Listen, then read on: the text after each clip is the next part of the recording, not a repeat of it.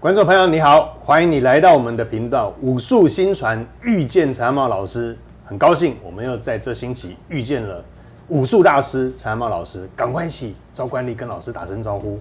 陈老师你好，大家好，观众朋友你们好，好，还有欢迎高世峰老师，主持人好，谢谢你们大家好，谢谢。好，老师，请问一下，请问老师，如果结婚了，生的是女儿，也可以跟祖先说姓妈妈的姓吗？孩子目前还没有出生，老师这一题可能一定要先问你一下，不然，请您解释一下。观众这一道题用现在的年轻人的角度，男女平等了，所以政府好像小孩子要姓父姓、姓母姓，对，好像政府都说 OK。那为什么我们在整个结婚进行曲里面有一个特殊的桥段，新郎新娘要祭祖的时候，要新郎官的舅舅、母舅点香烛给新人拜拜。那是因为这一对新人可能新娘子娘家对新郎官这一边有什么要求，比如说我是独生女，那我独生女嫁出去了以后，我的香火就断了嘛。对，那断了，这样是不是蛮奇怪的？那女儿就很孝顺，说没关系，我跟我男朋友讲，以后我生第几胎，我们来回传娘家，可不可以？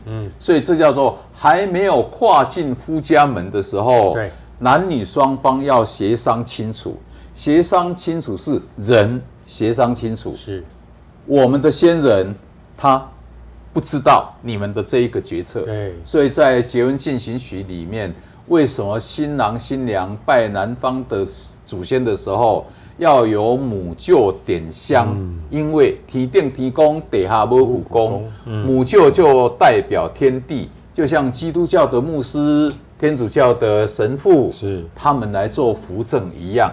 所以要跟男方的祖先讲，这一对新人，结婚有什么要求？对，所以这叫做沙浪里面公我清楚，是叫做当着都还没有让新郎的跟新娘的香插进去之前，新娘子还算外人，是香插进去，婚后再来讲这个，几乎临界的祖灵一般都不会答应。所以客人的这个问题，因为还没有生，对，那是不是还没有怀孕？还是已经怀孕，知道是女的，所以才想到要生姓妈妈的姓。是，但是大前提是你们结婚的时候有没有让人替你们做扶正，跟男方的祖先讲清楚。是，我的父母他们都有说好啊，你的父母说好，你的爷爷奶奶阿祖他们有说好吗？没有啊。所以为什么以前人在整个喜庆里面会有母舅点香烛？是。现在年轻人都不知道为何要母舅点香烛。老师，我妈妈没有兄弟，没有母舅，那租一个可不可以？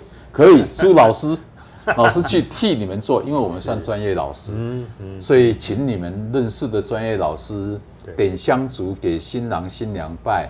那由专业老师他本身有了这一个身份，可以跟男方的祖先禀明。对，这样以后我们回传娘家的也会很平安、很发达，我们信男方信的也会事事都顺遂，才不至于说回传到女方那边，男方这边的祖灵不放手，开始做很多的干扰，那这样就对不起我们生的小孩。明白。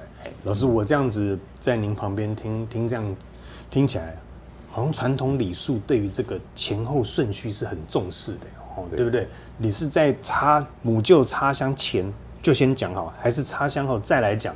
这个就差很多了。我们都觉得好像没什么差别，可是就礼数上前后顺序差一点就差很多。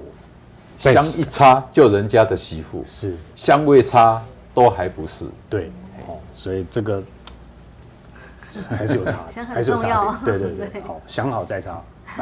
这个。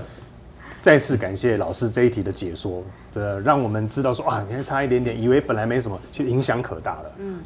所以一定要特别注意。